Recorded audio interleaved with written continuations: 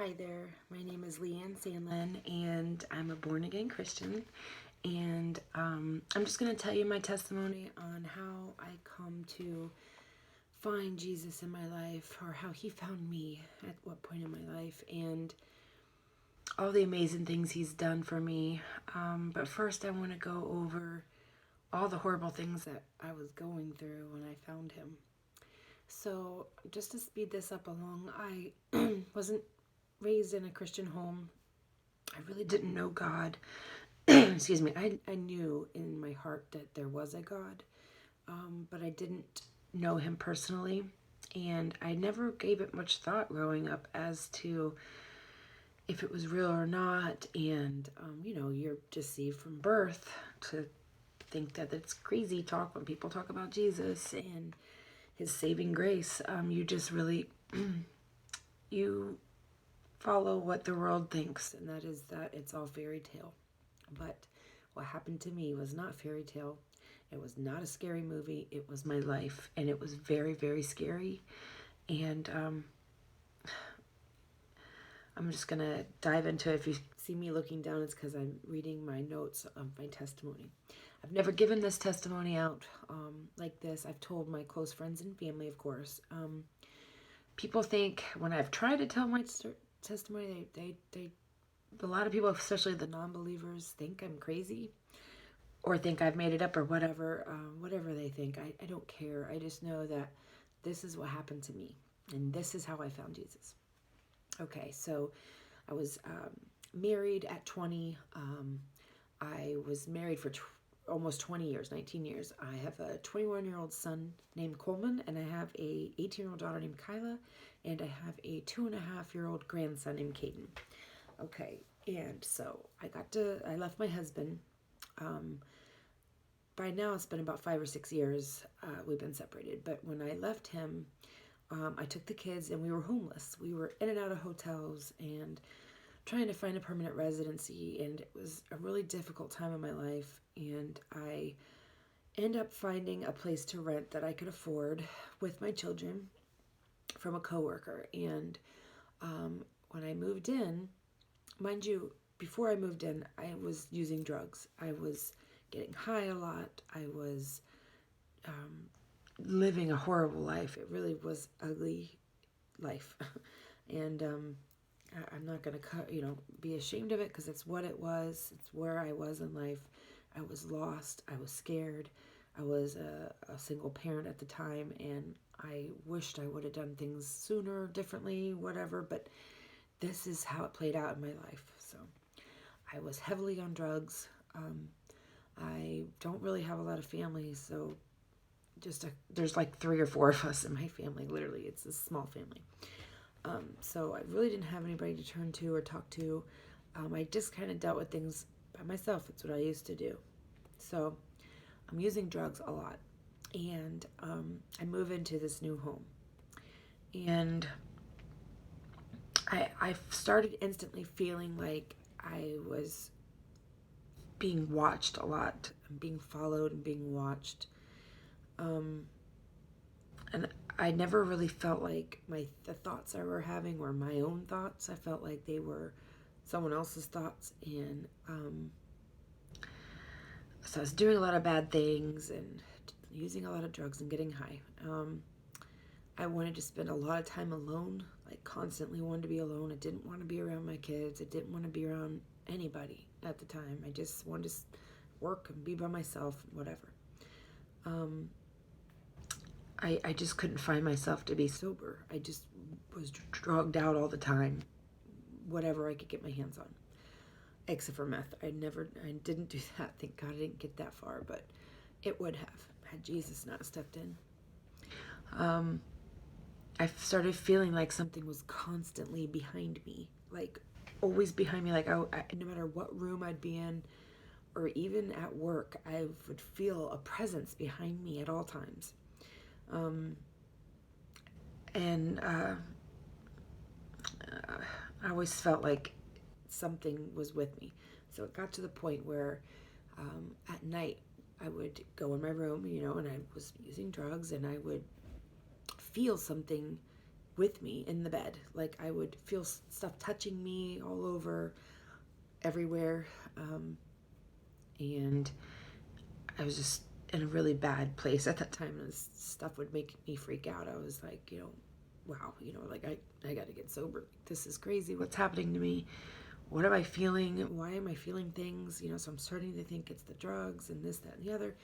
Mind you, all of this stuff where I'm feeling something behind me, I'm feeling bad thoughts, I'm doing bad things. This is all lasted like a period of like 6 months.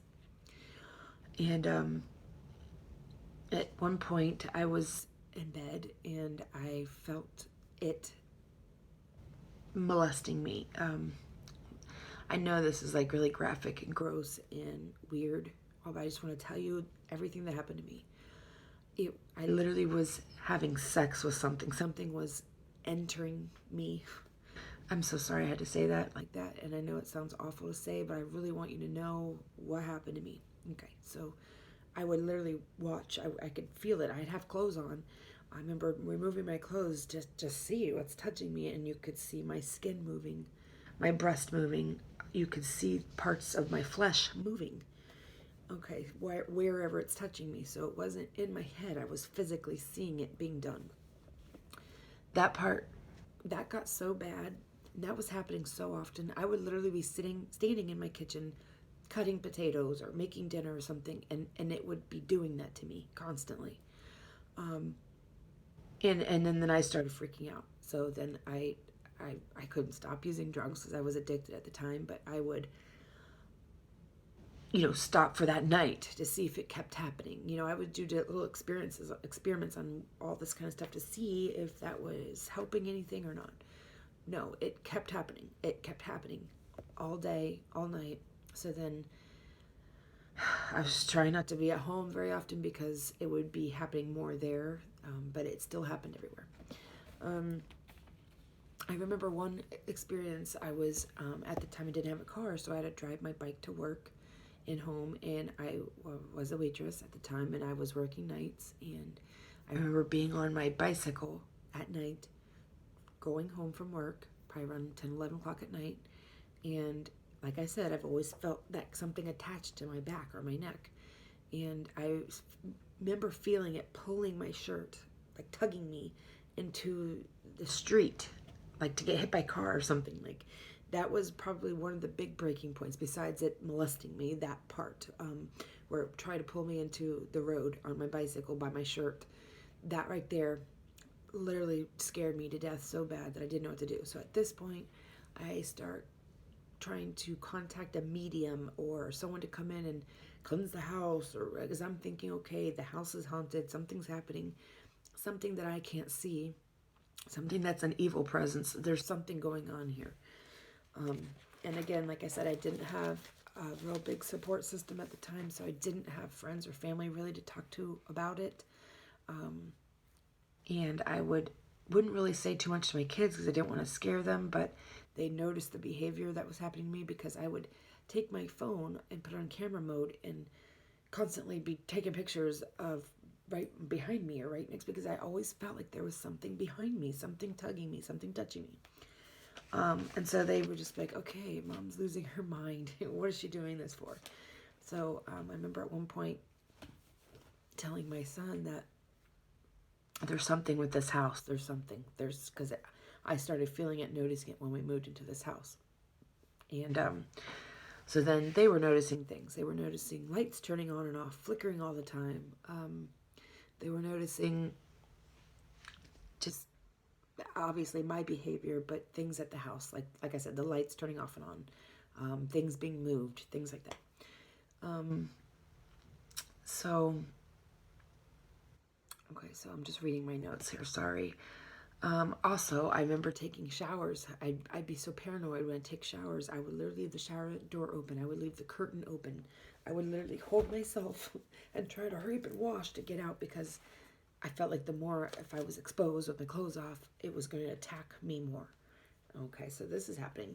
And mind you, when I was telling you about taking those pictures, I took a ton of pictures, and you could see something flesh-colored attached to the side of my back of my neck. So then I was getting confirmation, okay, there is something attached to me. There is something going on. I can physically see it with my pictures. So then I'm going to work and I'm telling people what's going on with me. I'm trying to show them the pictures. Well, then they act like I've got the plague and they don't want to come near me. Nobody wants to really talk to me about things. Or I was just, and then, okay, so now I'm alienated. Nobody wants to talk to me. No one wants to be around me. Leanne's lost her mind. She's got evil things on her and whatever. So, so then I'm feeling really alone and scared at this point. So then I really felt like I was emotionally and physically just done. I was depressed and upset about everything going on with the divorce. Depressed and upset about I'm trying to work so hard to make a living and try to support my kids and keep a roof over their head. And mind you, I have a drug issue I'm dealing with. And now all of this is happening. So I literally felt like I was like on the brink of suicide is what I really at the time was thinking. It was going through my head quite often at that time. I was lost and depressed. So then I remember trying to take a little break from the drugs at that point, just to see, what, if that's, maybe it's just that. Maybe I'm losing my mind because of the drugs. This is what I'm thinking. So I just kind of calmed down on the hard stuff, and I was just smoking pot, I think, at the time, and having a few drinks. But nothing changed. If anything, it was like coming to a head. It was getting worse. It was getting more intense. So at this point, and at my house, my kids could feel things were going on. They weren't comfortable being home alone. They were noticing things too. They never really told me if they were feeling things on them like I were. They never said anything to me about it. So then, like I said, I was calling mediums. I was trying to find anybody, a psychic or whatever, to come to the house and help me figure this out. But for some reason, I call a couple churches because I didn't know. I was literally at my wit's end. And none of the churches would come out to my house. Nobody would. I just wanted to have someone come pray over the house or something. I finally found somebody. I don't even know. I just started calling everybody I could in my area, and I got a hold of a church that came out, and the guys come out and they just, try to ask me what's going on. I'm telling them what's happening. Basically, all they do is hand me a Bible and leave. They didn't even pray with me. They didn't do anything. Just hand me a Bible and leave. Okay, so there I am at that point. Let's see. I'm sorry. I know this is silly, but I'm just trying to read my notes to make sure I don't miss anything. Oh, and also at the time I ended up having emergency back surgery. I was having major pain. I was having sciatica. I couldn't even get out of my bed at certain times. So I ended up going to see a doctor. The doctor says you need to have your disc fixed because they were so bad that they told me I was going to have to be in a wheelchair soon, that it was that bad. And I was in pain. My body was in excruciating pain during all of this. So, mind you, I go and I go and have back surgery, but after my back surgery, no, I'm sorry, I got this confused. So I ended up having back surgery, but I hadn't had it yet. I knew I was going to have surgery in like a month. Okay, so here we are at this point. The church came over, gave me a Bible, and I was in fear of my life. I was in fear for my kids. I was in fear of everything at this point. So this night I'm laying in bed, and it comes at me. Mind you, all these other times I've not seen anything really physical besides that flesh colored on my back of my neck, and I can only see it in a picture. I couldn't see it through a mirror, only when I take a picture. So where everything comes to a head, I am in my bed one night. It's like 1 a.m. I had all the lights on in my room, as I always did, because I was scared to be in the dark.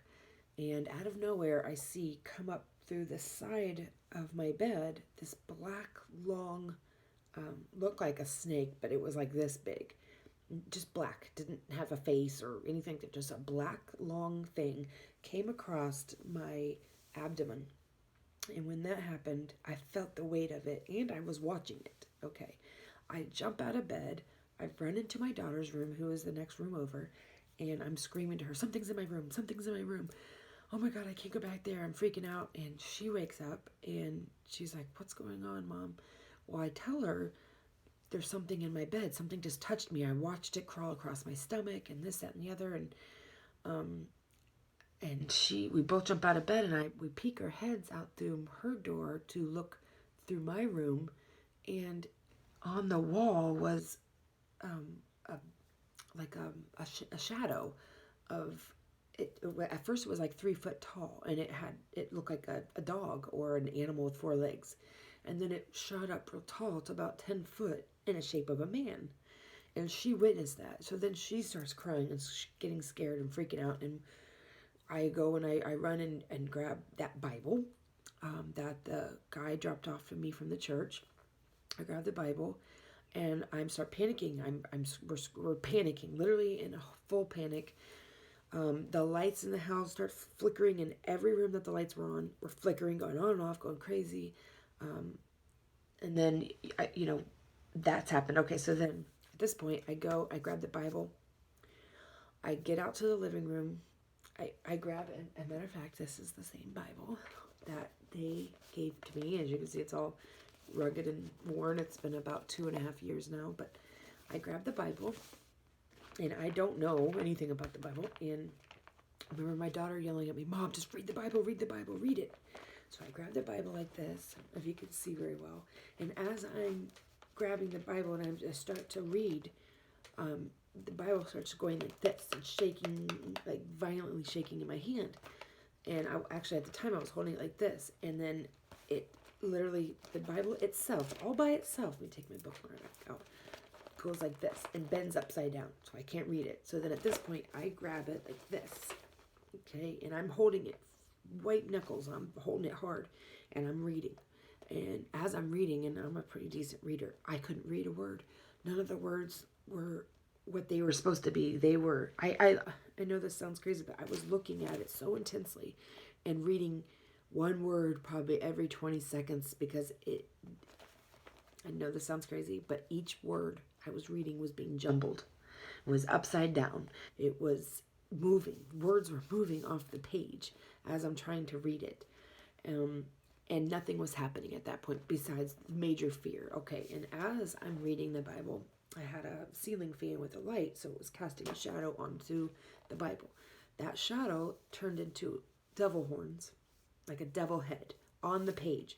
So then I drop the Bible, I get down, I'm so scared. I was so scared, I can't move. I can't move, but my daughter's literally screaming at me, Mom, read the Bible, keep reading the Bible.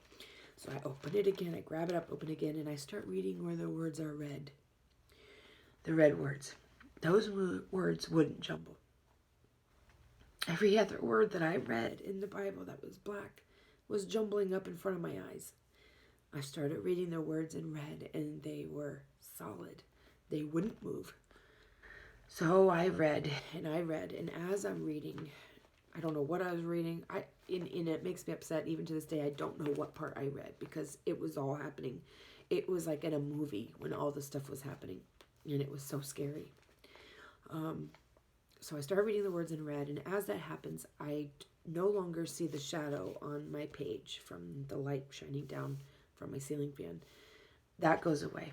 Then I'm feeling that on my neck, okay, hissing at me, and just hissing, and making weird noises, and I would stop briefly because I would be distracted by that, and I would be scared, and I was holding my neck like this, and I'm trying to read the Bible.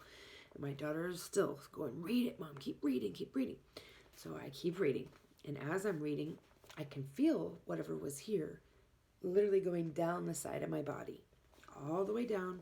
I read for, I don't even know how long I read for that night, but probably an hour. By the time I got done reading that whole, everything in red, it was no longer there. It was no longer attached to my body. And so at that point, when I didn't feel it anymore, I shut the Bible and I sit there next to my daughter, and we didn't say a word to each other. We just sat there in awe, in shock, and just scared to death. But at the same time, the lights weren't flashing anymore. There was nothing, I didn't feel anything on me. I'm not hearing hissing. I'm not seeing anything weird happening. So right then and there is when Jesus came for me. He came to me and he demolished whatever it was attached to me. It demolished whatever evil that was on me and in my home. The very next, I don't remember anything else. I just know I went to bed that night and I woke up the next day and immediately opened my Bible and read a couple verses. I don't even know what I read or if it was even red lettering where he was speaking. I don't know what I read. I just know I read some. And at that point, I realized that Jesus had just saved me from whatever happened. So he came that day in the middle of the night in my house. He came and saved me because I called out to him with this Bible. And I remember calling out to him while I was reading that, I need you, Jesus. I need you. And I was able to utter those words out, and he saved me. He saved me from whatever it is was happening. I don't know if it was witchcraft, it was some type of evil demonic thing on me. I don't know what it was. And from that very day on, I never touched another drug. I never had any withdrawals. I was on medication, okay? I was doing hard drugs. I was on medication that I should have been sick had I not taken the next day. Nothing. Never got sick, never went through withdrawals, never nothing. He delivered me from everything. So then that got me so curious as to what just happened to me. Something fantastic, something supernatural, something amazing happened to me. And it had to do with this Bible, and it had to do with Jesus. That I did know. At that time, I was so new at all this and didn't know anything that I just knew that. That's the only fact that I did know. That whatever I've been going through for the past year just came to a halting stop in the name of Jesus. Right? That's so amazing. So then I realize how amazing this is, and I start, I go on my phone because, everybody's on their phone. I go onto YouTube and I start learning prayers and learning and watching other things that this kind of thing happened to with people and learning what happened to me because I really wasn't quite understanding everything because I didn't know anything about Jesus or God or the Bible or anything. So I really quickly learned that I was just not saved. Like I hadn't said this, that I haven't saved myself because I didn't pray and tell him that I was a sinner and all this stuff. He just saved me. That's all I know. So then a couple of days after that happened, I start praying. I start praying and I ask God to save me and that was pretty much it. That's what I did. So then one day, a couple days after that, this is all about a week after all this stuff with the Bible and all that weird stuff happened to me. About a week after that, my daughter and I had my grandson in his stroller and we just went for a little walk outside. And we went to just down our road that we lived on, and down the end of our road was a church. And for some reason, I've never noticed that church before, but we walked straight to the church and we went in, and God was leading me there. We went in there, and the preacher just told me that they had just prayed that somebody in their community would walk in the door, and we walked in the door. And it was the Calvary Chapel Church in Venice, Florida. And when I walked in there, I told them that I was recently saved, that I told them my testimony, I told them everything that happened to me, and they were just so excited to have us. And they taught me a lot. They taught me and my daughter a lot about what was going on and that Jesus is our Savior. And they just prayed a prayer with me and called me up to the altar, and I was saved that day. And my life has never been the same since. After that, I went on to have my back surgery, and I was healed greatly from it. I feel great. I've just been wonderful. And the whole time at the hospital, the church came to the hospital and prayed with me. The pastors did. The churches were sending food home and people to my house every day to pray with me and bringing us dinner and helping us with all of our needs. And it just is amazing what happened to my family and to me. And knowing that day that I didn't know about Jesus, and I was struggling so hard with drugs, and I was struggling so hard with evil spirits and demonic stuff happening to me, that had Jesus not shown up that day for me, that I wouldn't be here right now, because I really truly believe I would have died. Whatever was happening to me was going to kill me, and it wasn't going to stop until it killed me. And I've been a changed woman ever since. I'm just different. Everybody that knows me are like, who are you? They don't know. I'm just so different. He renewed my mind. He renewed my spirit. He renewed my personality. Like, not my true personality, but everything about me, he changed. The love that I felt from that point on. Like, I remember going outside and, like, I've never seen the trees so green, or the grass so green, or flowers so beautiful. And just everything was just, I got, like, literally new eyes were put on me. Like, I was just a new person. It was like the most amazing thing, and I cannot shut up about it. Even till this day, I won't stop. I love him so much, and I just, all day, I pray all day. I try to reach out in the community and get people to be saved, and I bring the gospel wherever I go, grocery store, work, everywhere I go. I can't get enough of him. Like, literally all I want to do is learn more and more about him. I've read this Bible. This is my second go around reading the whole thing. I love it so much. I love him and what he has done for us since all this has happened. He got me into a brand new car, got me into a new apartment, living in a nice part of town. I'm nowhere where I was before. And not that has anything to do with, I could care less about all the blessings, but I'm just testifying as to the blessings he has given his family. We are financially secure. Where I was on food stamps, I needed help everywhere. I was at food pantries. He has provided everything this family needs. And my grandson that he gave me is, I mean, nobody compares to Jesus, but this baby, he has got the heart of Jesus. I will say that. He is amazing, and he is so loving and so pure in spirit, and he just reminds me of Jesus. And I love everybody. I want everybody to be saved. I want the whole world to know what he did for me and my family on that day. That, I mean, I can tell you all the bad things that happened during all that, but it was way worse in person, and I know I missed a lot. There was a lot more I probably could have added in there, but it don't matter. What matters is he showed up that day, and what he has done since then is he is still working on me, and he is working mightily in my life, and he's given me discernment, and he's given me eyes to see, and he shows me a lot of things that he wants me to see, and he leads me everywhere I need to go, and I'm just so very thankful. And I just, I'm not perfect. He did deliver me from all my addictions. However, I still have one addiction that I'm working hard at, still trying, and I know why. It's because I haven't laid it at his feet completely, and it's cigarettes. I still have an issue. I'm still working on it. I'm new in Christ, but I have learned so much over the past 2 years that I'm so very thankful every day. I mean, I can show you. There's everything's about Jesus in my house, about God. And I learn, I have not just my Bibles. I'm just going to show you real quick what I got down here.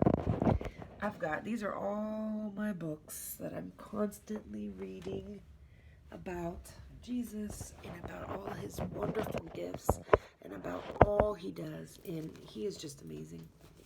And I just want to say that I am saved through faith, by grace, through faith. And I'm just so thankful. But enough of all that. I just wanted to put my testimony out there that in my day of calamity, in my day of darkness, what I was going through in my life at the time, he showed up.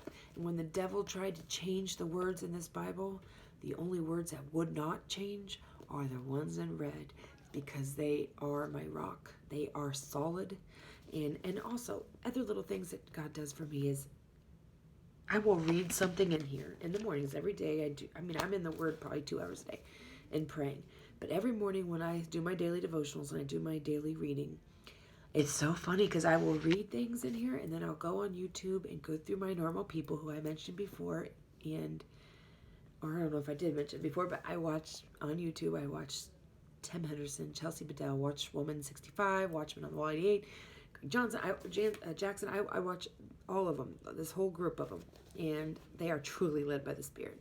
And so every morning, like I said, I read my devotionals and read in my Bible and I do my prayers, and it'll be the darndest thing. I'll go on YouTube and I will start watching my videos, and whatever I just read will be on one of your videos, or whatever word God has given me for that season, it's in the videos. It's like He's leading me everywhere I need to go. And if it wasn't for a lot of you YouTubers out there that I've been watching, you guys have helped me through this whole transition, throughout this whole thing that I've been going through with my saving grace.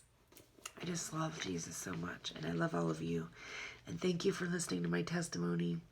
And I will talk to you soon. Goodbye.